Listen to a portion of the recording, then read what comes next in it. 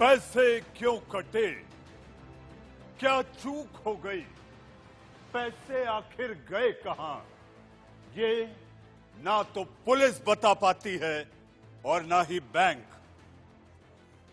Digital fraud के चलते पिछले 10 सालों में अकेले बैंकों से लेन देन में लगभग 2 लाख करोड़ रुपए बैंकों से गायब हुए या खाता धारकों के खातों से चोरी हो गए। ऐसे में मासूम खाता धारक आखिर बेबस और लाचार जाए तो जाए कहां? आज आने वाले 1 घंटे तक मेरा आपसे हाथ जोड़कर निवेदन है कि आप ये कार्यक्रम जरूर देखें, क्योंकि ये कार्यक्रम का ताल्लुक आपकी जेब से है, आपके बैंक के खाते से है कि आखिर अचानक अलग अलग बैंकों से पैसे जा कहां रहे हैं। नमस्कार, शाम के 7 बज चुके हैं और मैं हूं मनीष अवस्थी, हाजिर हूं आपका पसंदीदा डिबेट शो देश का सवाल लेकर। देश कोरोना जैसी जानलेवा बीमारी की गिरफ्त में है। भारत में ही करीब 2000 लोग इस बीमारी से जान गंवा चुके हैं। इस जानलेवा वायरस से वो अपनों को खो रहे हैं, लेकिन इस बीच उन्हें एक और टेंशन ने घेर लिया है। ये समस्या बैंकिंग से जुड़ी है, क्योंकि लोगों के खातों से पैसे काटे जाने की कई शिकायतें सामने आई हैं, जिससे वो हलाकान हैं, परेशान है, क्योंकि लॉकडाउन और काम नहीं होने की वजह से लोगों की एक जमा पूंजी धीरे धीरे गायब हो रही है। वहीं उन्हें इस बीच इस नई परेशानी से दो चार होना पड़ रहा है। दिल्ली के केशवपुर एसबीआई ब्रांच में आज भीड़ ही जुट गई। देखते ही देखते लोग सैकड़ों की संख्या में खाता धारक पहुंच गए। उनकी एक ही शिकायत थी, उनके खातों से लगातार ट्रांजैक्शन हो रहे हैं। कुछ लोगों के खातों से तो हजारों और लाखों के वारे न्यारे हो गए। हैरानी इस बात की है कि लोग जब पुलिस और बैंक के पास अपनी परेशानी लेकर पहुंचे तो दोनों ने हाथ खड़े कर दिए।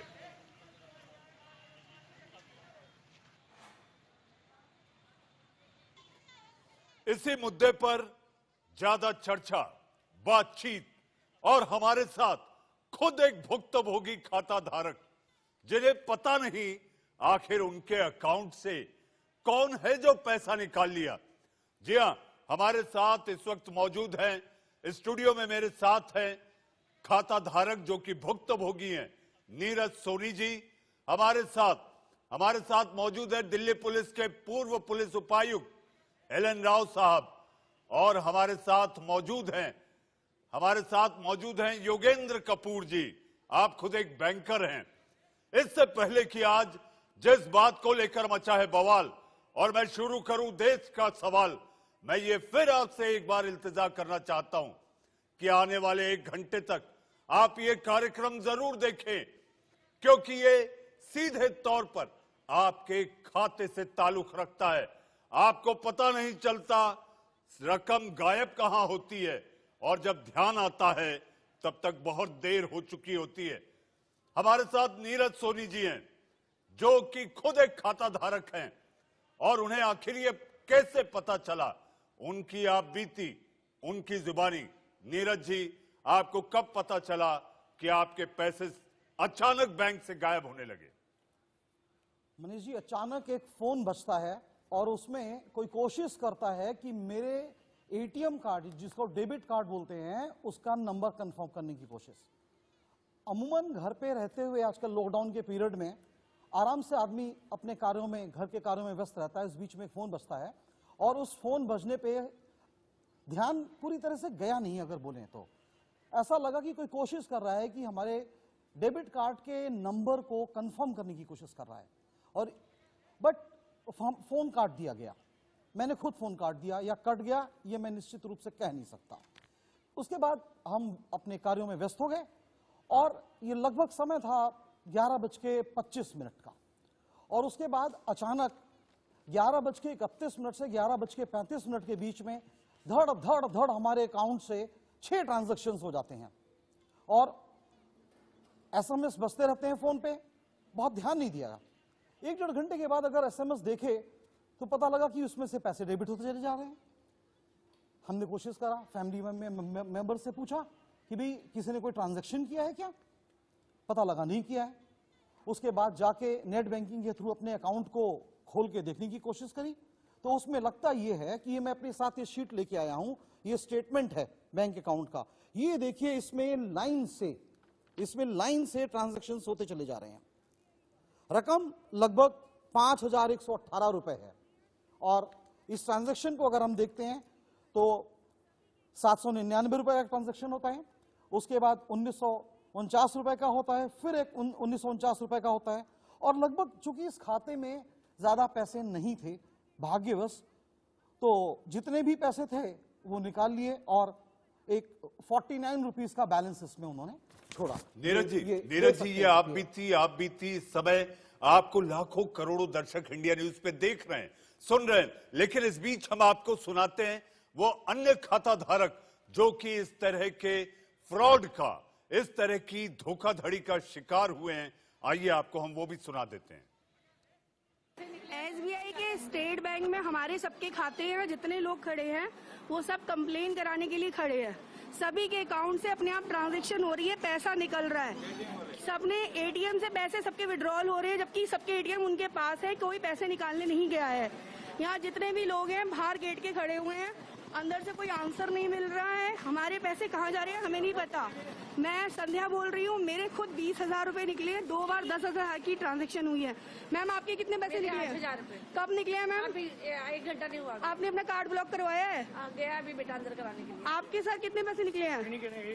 आप एक साथ हैं? आपके हमारे 3,000 रुपए निकले हैं कल शाम को 3,000 5:30 बजे। कल शाम को निकले हैं। तो सुबह कम रेट आपने अपना एटीएम ब्लॉक कराया है? ब्लॉक करा दिया गया। आपके सर 41,000 था, इसमें 14,000 बैलेंस रह गया है। 14,000 रह गया है। अब मैं जा रहा हूँ अंदर बात करने के लिए। आपके सर कितने पैसे निकले हैं? मेरा जो अकाउंट है आंध्रा बैंक में है, मगर मेरा कल निकले हैं 4,000 पे निकल गए यहाँ से। ठीक है, और आपके सर? मेरे 6,000 रुपए निकले, अभी निकले। ओके, अभी निकले हैं। अभी जस्ट अभी निकले। सभी का अकाउंट एसबीआई बैंक में ही है ना? लगभग सभी का एसबीआई में है ना?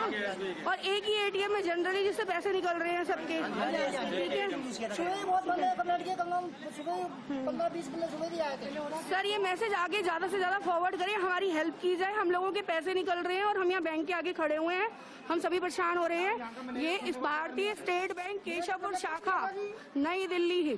अभी हमारे कोई रिजॉल्व की जाए प्रॉब्लम। तो आपने देखा ये वो मासूम खाता धारक हैं जिनका अपना दुखड़ा है।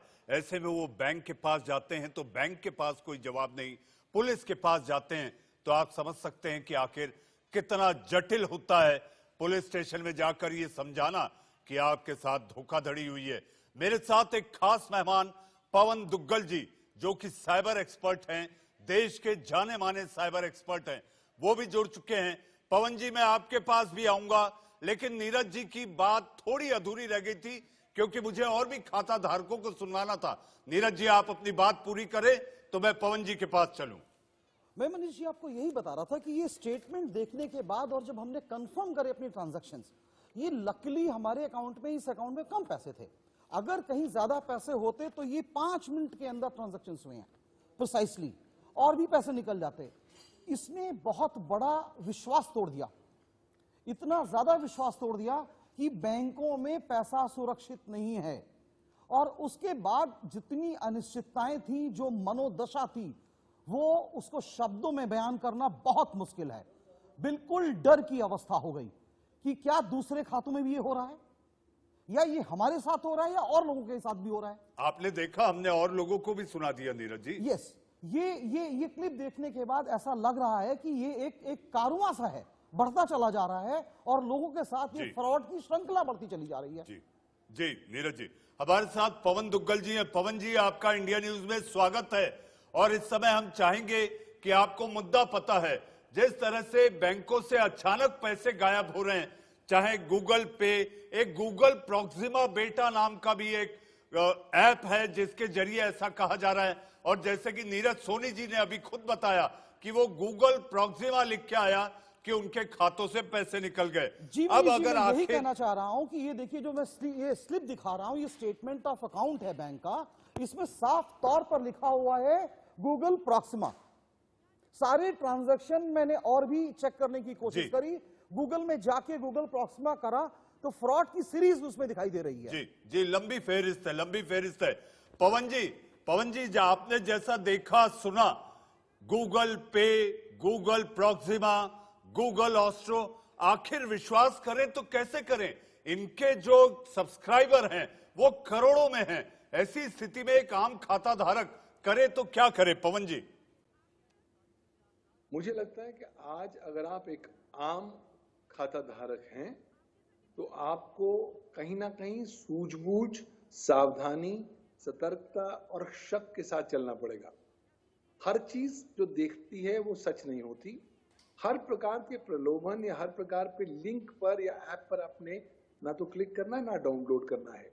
आपने उसी ऐप को डाउनलोड करना है जिसके बारे में आप शोध ऑनलाइन कर चुके हैं, लोगों के रिव्यू पढ़ चुके हैं और आप सुनिश्चित हैं कि ये ऐप बिल्कुल ऑथेंटिक है, रियल है। अगर आपने आज कोरोना वायरस के युग के दरमियान अगर अपनी होमवर्क किए बगैर किसी और ऐप को डाउनलोड कर लिया या कहीं और आप चले गए तो आपके पैसे जरूर चले जाएंगे। आप जो स्टोरीज दिखा रहे हैं वो भी इसी जो घटना है उसी की परिचायक है।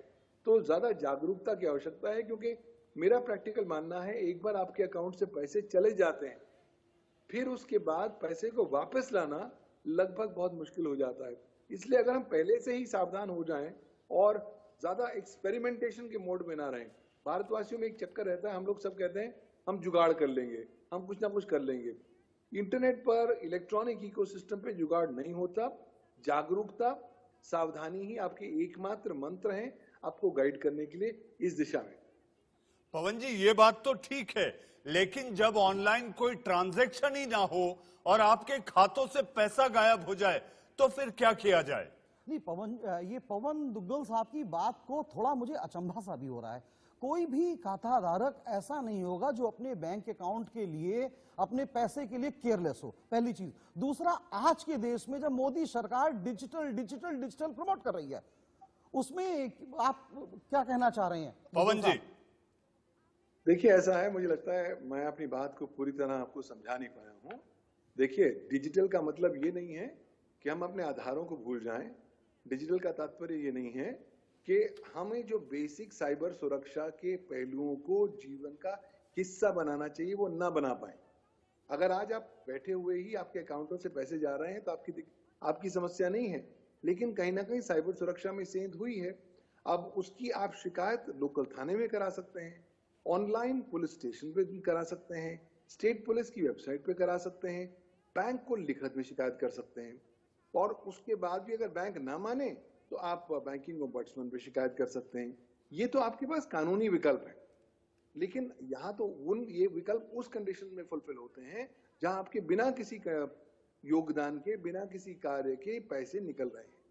बहुत बार हमने ये भी देखा है कि क्योंकि लोग बहुत ज्यादा केयरलेस हो जाते हैं। आज सुबह ही एक मुकदमा सामने आया है जहां पर देखिए, आपको आभास होना पड़ेगा, फिशिंग आजकल बहुत बड़े तादाद पे बढ़ चुकी है। कोरोना वायरस युग में एक स्वर्णिम युग आ गया है साइबर क्राइम का। उसमें नंबर 1 जो साइबर क्राइम आजकल चल रहा है वो चल रहा है फिशिंग, फिर आइडेंटिटी थेफ्ट और फ्रॉड। तो अगर आप कोरोना वायरस के नाम पर कोई लिंक को क्लिक कर देते हैं या कोई अटैचमेंट को डाउनलोड कर देते हैं, तब संभावित तौर पर आपका डेटा और उसकी वैल्यू नकारात्मक रूप से प्रभावित हो सकती है। पवन जी, मैं चाहूंगा पवन जी, एक बार आप फिर ये लाखों करोड़ों दर्शकों के हित के लिए फिर से ये बात दोहराएं, क्योंकि आपको लोग देख रहे हैं, सुन रहे हैं। मेरा आपसे आग्रह है कि यही बात फिर से आप दोहराएं। देखिए, कानून बहुत स्पष्ट है। कानून कहता है कि अगर आपकी फॉल्ट के बगैर, अगर आपकी किसी भी लापरवाही के बगैर आपके अकाउंट से पैसा जा रहा है तो आपको पीनलाइज नहीं किया जा सकता। जिम्मेवारी बैंक की होगी कि पैसा आपको वापस दे, बट उसके लिए आपको शोर मचाना होगा। केवल बैंक के कस्टमर केयर पर कॉल करने की आवश्यकता नहीं है, क्योंकि अक्सर कस्टमर केयर कॉल पर कॉल पूरी तरीके से लॉग नहीं होती। इसलिए लिखत में कानून आपसे सबूत मांगता है। तो जब आपको पता लगता है कि आपके बैंक से, अकाउंट से आपकी इजाजत के बगैर चीजें निकल गई हैं, तो आपको तुरंत कार्यरत होना है, कुछ कदम उठाने हैं। पहला कदम चुप नहीं बैठना, उसे रिपोर्ट करना है। अब सवाल उठता है रिपोर्ट कहां करना है? अपने लोकल थाने में जाके रिपोर्ट कर सकते हैं, लेकिन आजकल लॉकडाउन का समय है, शायद आप थाने नहीं जा पाए। कोई बात नहीं, अपने इलाके की स्टेट पुलिस है, उसकी वेबसाइट पर जाइए, वहां पर आपको संपर्क ईमेल मिलेगा, वहां माध्यम से आप इस तरह की कंप्लेंट कर सकते हैं। अगर आप जैसे दिल्ली में हैं, तो दिल्ली पुलिस की वेबसाइट आपको अलाउ करती है कि आप ऑनलाइन FIR दर्ज करा दें। साथ ही साथ आप अगर हो सके तो साइबर क्राइम सेल आपके राज्य में अगर हो, उसकी वेबसाइट पर जाकर ईमेल के माध्यम से वहां रिपोर्ट करा सके। ये तो हो गया पुलिस की रिपोर्टिंग की बात, बट ये पहला पहलू है। इसके बाद ऐसा नहीं है कि आपकी जिम्मेवारी खत्म हो जाती है। एक साइमल्टेनियसली, लेकिन साथ ही साथ आपने दूसरा कदम उठाना है कि आपको बैंकों को जहां से पैसा निकला है वहां पे लिखत में शिकायत देनी है। आपने कहा मैंने कस्टमर केयर पर कॉल कर दिया, मेरा काम हो गया, ये काम कानून सफिशिएंट नहीं मानता। अधिकांश तौर पर बैंक तो कहता है मुझे आपकी कॉल ही नहीं आई। तो सबूत आपको चाहिए होगा। सबूत कहां से आएगा? जब आप लिखत में बैंक को शिकायत करेंगे कि साहब ये मेरा खाता है, मेरे खाते में पैसे निकले हैं मेरी इजाजत के बगैर, तो लिहाजा ये पैसे मेरे खाते में वापस दिए जाएं। देखिए, RBI ने, रिजर्व बैंक ऑफ इंडिया ने 6 जुलाई 2017 को एक नोटिफिकेशन जारी कर रखी है जो कहता है कि अगर आपके अकाउंट से पैसे निकलते हैं जो आपकी जिम्मेवारी नहीं है या आपके साथ एट्रीब्यूट नहीं किए जा सकते, और अगर आप पहले 72 घंटों में उसकी शिकायत बैंक को लिखत में कर देते हैं, तब आपकी कोई लायबिलिटी नहीं है, आपको जीरो लायबिलिटी उसका भुगतान बैंक करेगी। मिलेगा। जी, भुगतान बैंक करेगा। तो ये चीजें ध्यान में रखें, जागरूक रहें। नीरज जी, हमारे साथ दिल्ली पुलिस के पूर्व पुलिस उपायुक्त LN राव साहब, जो कि खुद एक वकील भी हैं। LN राव साहब, आमतौर पर एक आम आदमी के लिए 5,000 रुपए या 7,000 रुपए उनके साथ अगर ऑनलाइन फ्रॉड हो जाए तो पुलिस स्टेशन जाकर शिकायत कराना आप जानते हैं कितना मुश्किल होता है। 10 सवालात पूछे जाते हैं। ऐसे में हैरान परेशान वो शिकायत करता यही समझता है कि भैया कौन पुलिस स्टेशन जाकर ये सिरदर्द मोल ले, इसे छोड़ दिया जाए। तो ऐसे में पुलिस आखिर इस तरह के ऑनलाइन फ्रॉड पर कैसे नकेल कसेगी? देखिए मनोज जी, आपने बड़ा डिटेल में समझाया है कि क्या क्या करना चाहिए अगर एक विक्टिम, अगर इसका क्राइम का विक्टिम होता है। तो मैं उससे आगे थोड़ा बढ़ता हूं कि अगर जैसे आप कहते हो पुलिस स्टेशन में रिपोर्ट कैसे की, पुलिस स्टेशन में लिखित रिपोर्ट भी कर सकते हैं, लेकिन अब लॉकडाउन का टाइम है तो आप ईमेल से करिए। कमिश्नर ऑफ पुलिस की वेबसाइट पर कमिश्नर ऑफ पुलिस का ईमेल आईडी है, आपके इलाके के DCP की ईमेल आईडी है, आपके इलाके के ज्वाइंट कमिश्नर की ईमेल आईडी है। आजकल ईमेल आईडी पर भी कंप्लेंट करेंगे तो वो भी रिकॉर्ड माना जाएगा, और रिपोर्ट करना बहुत जरूरी है ताकि पुलिस अपने इसमें इन्वेस्टिगेशन शुरू कर सके। और इसके साथ साथ साइमल्टेनियसली बैंक में भी करना है, जैसे RBI के नोटिफिकेशन का जिक्र किया है, तो विक्टिम का पैसा सेफ है, उसको मिलेगा। इसलिए पुलिस में रिपोर्ट करना और बैंक को रिपोर्ट करना बहुत जरूरी है। अगर किसी को इसमें प्रॉब्लम आती है, अब लॉकडाउन के टाइम के अलावा की बात मैं करता हूँ, रिटर्न कंप्लेंट अपने लोकल पुलिस स्टेशन वहां पर करनी है। जिस इलाके में बैंक है, जिस बैंक के ATM से आपके पैसे निकले हैं, रिपोर्ट वहां करनी है। और रिपोर्ट में साफ ये भी लिखना है पुलिस को कि CCTV फुटेज को प्रिजर्व किया जाए। अगर किसी ने ATM को यूज करके और ATM कार्ड, क्योंकि कार्ड को आप दूसरे कार्ड बना लेते हैं, आप उसको कार्ड को बोलते हैं, उसको क्लोन कर लिया जाता है। उस कार्ड को क्लोन करके अगर कोई ATM से पैसा निकालता है तो उसका CCTV फुटेज को प्रिजर्व करने की रिक्वेस्ट भी हम उसमें लिख सकते हैं, ताकि पुलिस ये ना कहे कि हमें तो बताया नहीं क्या करना है। और बैंक को भी कहें कि जाकर कि अपने उस टाइम के पर्टिकुलर डेट और टाइम के CCTV फुटेज को प्रिजर्व कराएं, ताकि उसमें इन्वेस्टिगेशन में मदद मिले। जो सस्पेक्ट है जिसने निकाले हैं उसकी फोटो उसमें आ जाए और उसका एक एविडेंस भी आ जाए, ताकि अगले जब केस का ट्रायल चलेगा तो उसमें उसको एविडेंस के तौर पर भी इस्तेमाल किया जाएगा। तो ये सारी चीजें एक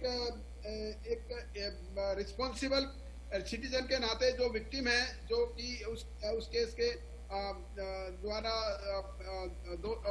उसको जी, जी। उनको नुकसान हुआ है, जी, जी। वो लोग ये सारी कार्रवाई करें। और डेफिनेटली इसमें पुलिस, अगर पुलिस स्टेशन लेवल पे, थाना लेवल पे अगर नहीं होता है तो जी, सीनियर लेवल पे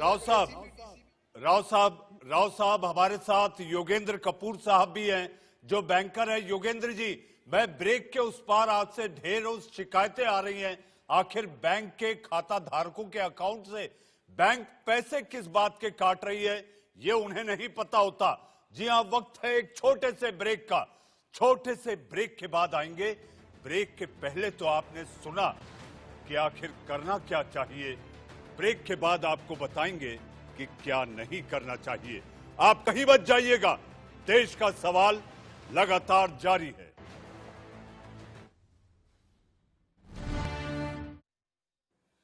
ब्रेक के बाद फिर एक बार इस सबसे अहम देश का सवाल में आपका स्वागत है, क्योंकि ये सीधे तौर पर आपसे ताल्लुक रखता है, आपकी गाढ़ी कमाई से ताल्लुक रखता है, आपकी मेहनत की, पसीने की कमाई से ताल्लुक रखता है कि आखिर जालसाज कैसे आपके खातों से पैसा उड़ा ले जाते हैं। इस पर चर्चा करने के लिए मेरे साथ एक बड़ा पैनल, जी हां, बुद्धिजीवियों का, साइबर एक्सपर्ट और हमारे साथ पुलिस के अधिकारी और बैंकर और साथ ही भुक्तभोगी भी हमारे साथ हैं।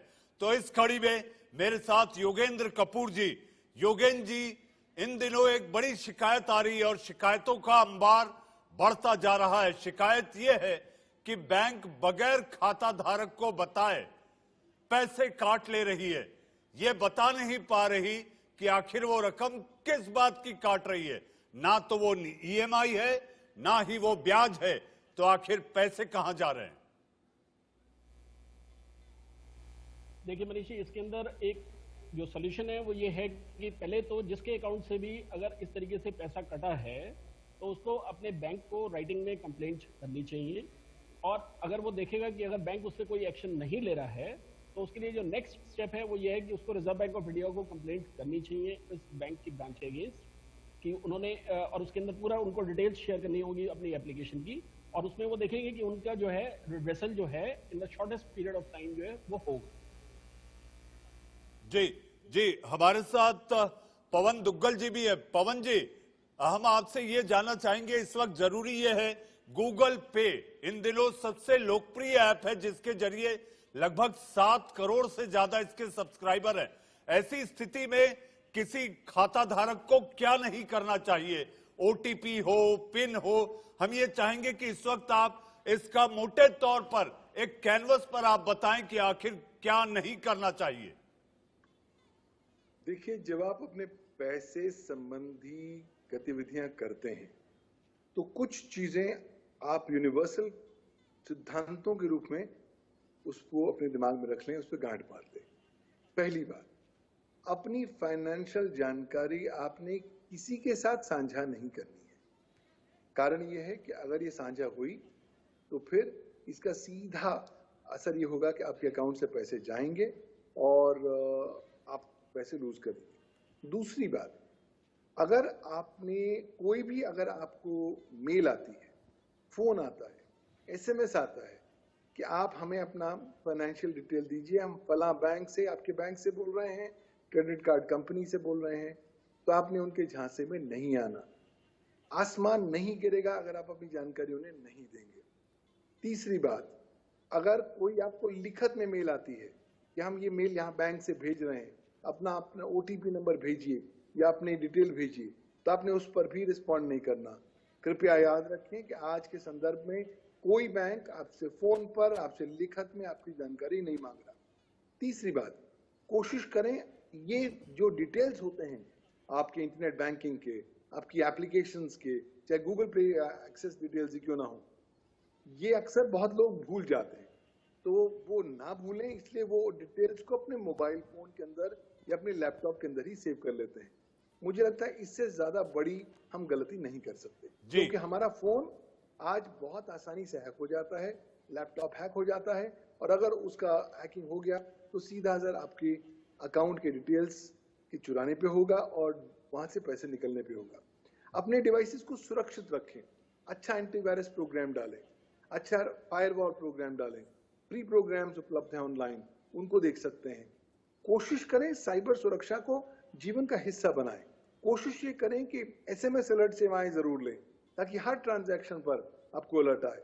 कोशिश करें कि आप अपने अकाउंट की स्टेटमेंट, बैलेंस हर 2 दिन में एक बार जरूर देख लें ताकि कोई ऐसी अनावश्यक ट्रांजैक्शन है तो उसके बारे में आप रिपोर्ट जरूर करना है।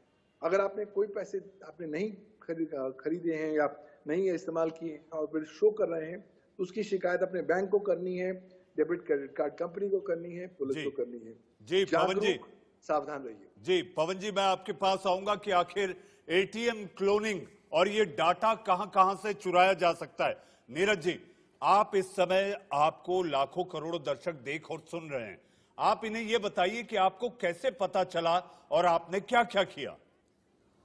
जब ये कंफर्म हो गया मेरे अकाउंट से पैसे निकल गए हैं, गूगल प्रॉक्सिमा करके कुछ आ रहा है और वो ट्रांजैक्शन हमने नहीं किया है, उसके बाद फिर एक बहुत असमंजस सी स्थिति मनीष जी खड़ी हो जाती है कि पैसे निकल गए। एक ये फीलिंग मैं समझता हूं बहुत बड़ी फीलिंग होती है और वो बहुत परेशान करती है। दिमाग बाद में जाता है कि कितने पैसे निकल गए, उसके बाद फिर ये समझ में आता है कि करना क्या चाहिए। तो ये बहुत कसमकश की स्थिति होती है किसी के लिए और मैंने स्वयं इसको भोगा है, तो मैं समझ सकता हूं।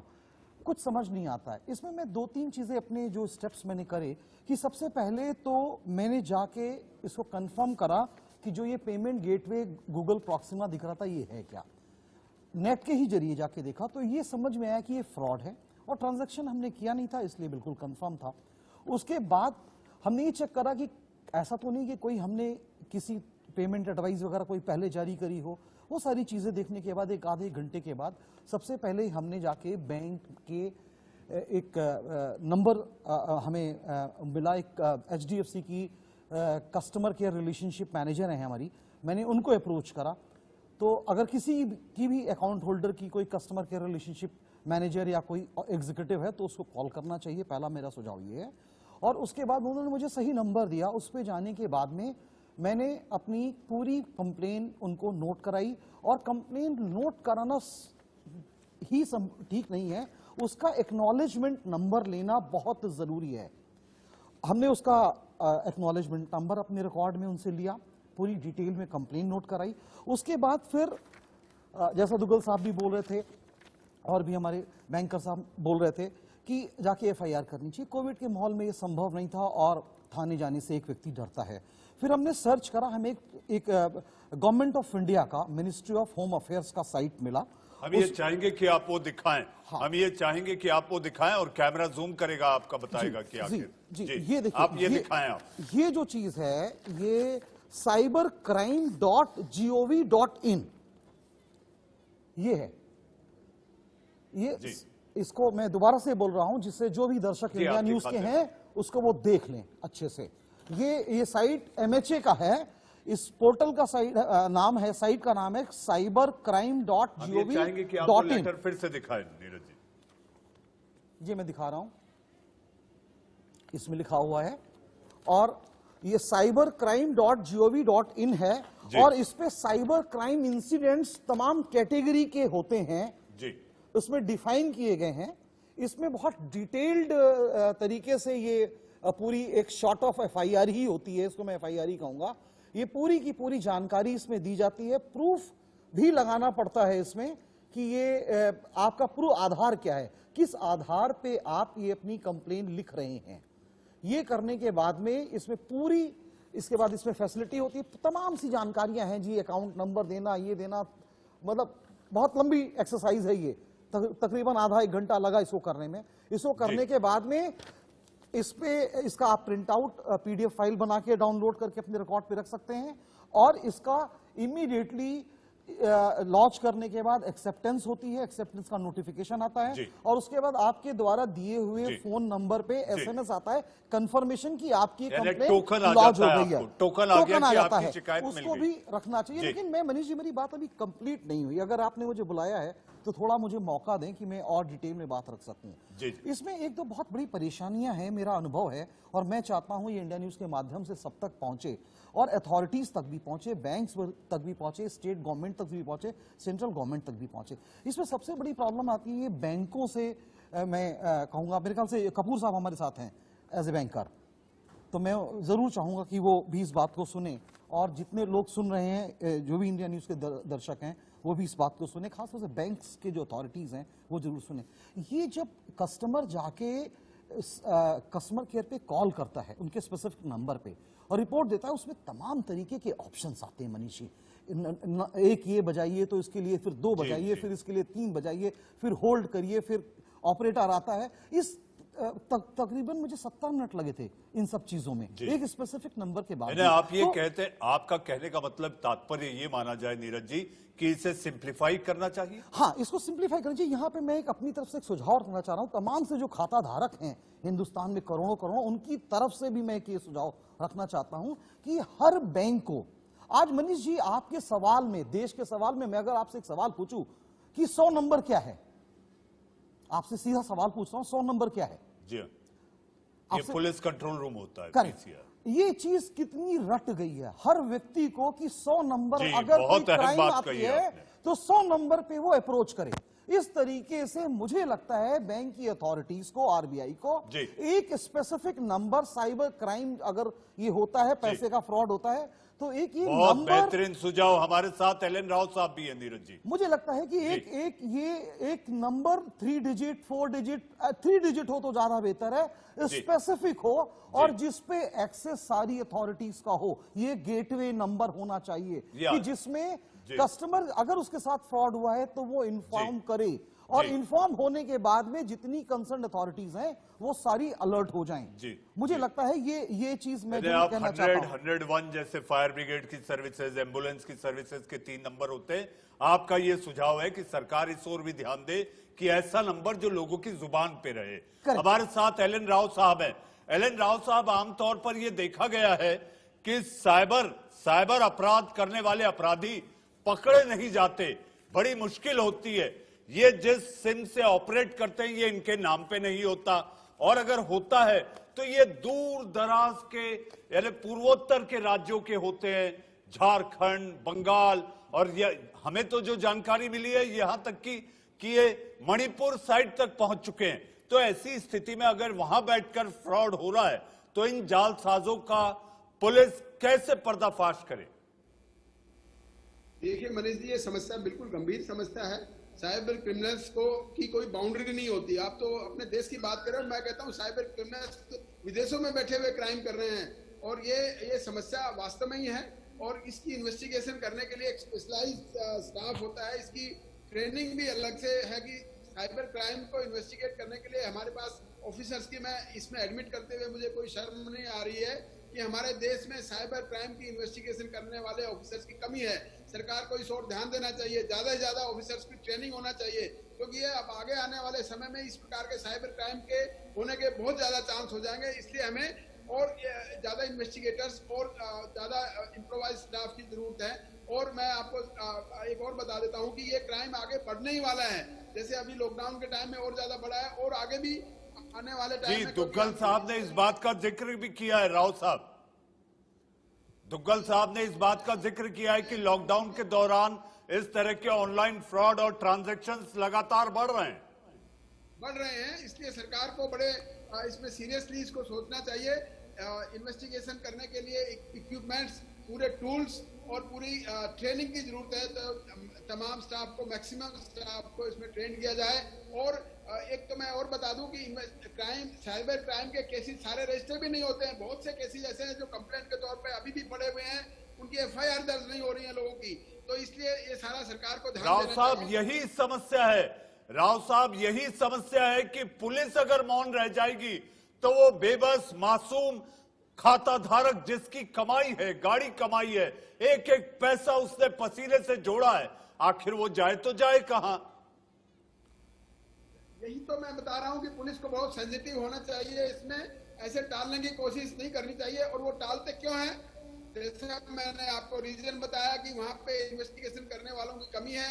वो समझते हैं जितने कम से कम एफआईआर दर्ज होंगी हमें ज्यादा काम, हमें उतना ही काम करना पड़ेगा, क्योंकि जितनी कंप्लेंट्स अभी पेंडिंग है। मनीष जी, एक बात यहाँ पे कहना चाहता हूँ। राव साहब, राव साहब, नीरज जी आप अपनी बात पूरी करें, मैं बहस के अंतिम पड़ाव मैं ये कहना चाहता हूं कि देखिए, जिस तरीके से एक समय था कि हिंदुस्तान में पासपोर्ट बनाना बहुत एक किवायत का काम था, बहुत परेशानी होती थी, लेकिन अल्टीमेटली वो कुछ एक टीसीएस टाइप की कंपनीज को गवर्नमेंट ने दिए और फिर एमएचए के लोग उसको एडमिनिस्टर करते हैं। कितनी प्रोसेस इजी हो गई है, आप देखिए। जी जी, उस तरीके से कुछ साइबर जी, क्राइम पे और जी, अलर्ट होना चाहिए। और योगेन जी मुझे बहस खत्म करनी है।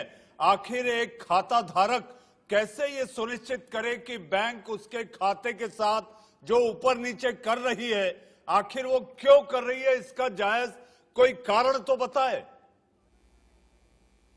नहीं, बिल्कुल ठीक बात है। देखिए, मैं जैसा जो हमारा डिस्कशन हुआ है, 2 पॉइंट्स और रखना चाहूंगा जो वैलिड सजेशंस आए हैं। कि एक तो जैसे पुलिस के केस में होता है कि एक सेंट्रलाइज नंबर है, ऐसे ही बैंकिंग के अंदर भी एक सेंट्रलाइज नंबर होना चाहिए जिसपे जो सिर्फ हमारे साइबर रिलेटेड जो क्राइम रिलेटेड जो अगर कोई कंप्लेंट है उसको जो एड्रेस करे। और लाइकवाइज मैं एक और सजेशन देना चाहूंगा कि इवन बैंक के अंदर जो ब्रांच है उसमें एक साइबर रिलेशनशिप डेस्क होना चाहिए, जिसमें एक कोई भी अकाउंट होल्डर है या कस्टमर जो है, अगर उसको कहीं पे भी दिक्कत आ रही है जी योगेन जी, पवन जी, लास्ट वन लाइनर आपको लाखों करोड़ों दर्शक देख और सुन रहे हैं कि आखिर किस तरह की सावधानी जरूरी है। लास्ट वन लाइनर पवन जी आपसे। आगे ऐसा समय आ रहा है कि साइबर क्राइम चारों ओर हमारे आसपास पनपेगा। एक नए युग का प्रारंभ हो रहा है। साइबर सुरक्षित रहिए, अपने आप को सेफ रखिए, अपने डेटा को सेफ रखिए, साझा ना करिए और पूरी तरीके से कॉन्फिडेंट होकर आगे बढ़िए। इंटरनेट से डरने की आवश्यकता नहीं है, लेकिन जहां पर साइबर क्राइम हो उसे रिपोर्ट करके उसको फेस करने की जरूरत है। जी, जैसा कि आज हमारे पैनल ने वो सारी बातें साझा की, हमने कोशिश की उन खाता धारकों को सामने लाकर आपको बताने, आपको समझाने और आपको ये हिदायत देने कि आप बार बार अपना खाता चेक किया करिए। जी हां, बैंकें और पुलिस ऐसे जालसाजों से, अपराधियों से सावधान रहने की हिदायत तो देती है, लेकिन अगर बैंकों में पैसा जमा हो तो बेचारा खाता धारक क्या करे। अगर बैंकों से पैसे गायब हो जाएं तो खाता धारक अगर करे तो क्या करे। ऐसी स्थिति में फुल प्रूफ सिक्योरिटी बैंक की जरूरी है, लेकिन खाता धारक अपनी जिम्मेदारी से ना हटे। सावधानी हटी, दुर्घटना घटी। आप अपना अकाउंट बार बार चेक किया करिए। देश का सवाल में आप लोग जुड़े, आप सभी का बहुत बहुत धन्यवाद।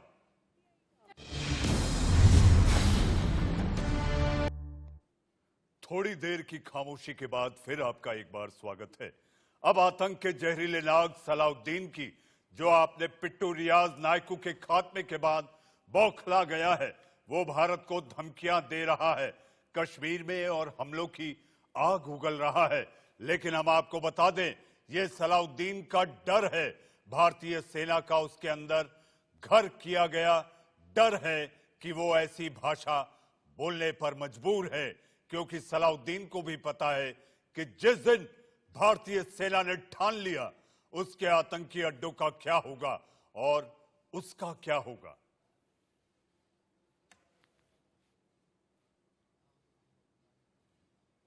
आपके टीवी स्क्रीन पर रियाज नायकू को ढेर करने के बाद सलाउद्दीन कांप चुका है। भारतीय सेना का खौफ उसे सता रहा है।